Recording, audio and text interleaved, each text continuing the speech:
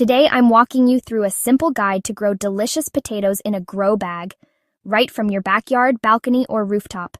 Whether you're a complete beginner or want a hobby that saves money, this one's for you. Let's get started. Here's what you'll need. A grow bag, around 10 to 15 gallons. Potato seed tubers, not regular store potatoes.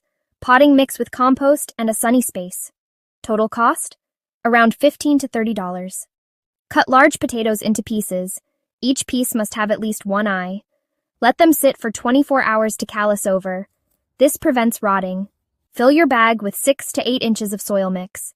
Place potato pieces eyes facing up, leaving space between them. Cover with 3 to 4 inches of soil and water lightly. When shoots appear and reach 6 inches tall, add more soil to cover half the stems.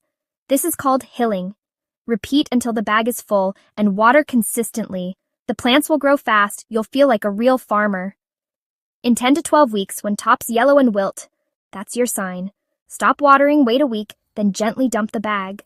Search through the soil like a potato treasure hunt. You'll find beautiful, clean potatoes ready to eat or store.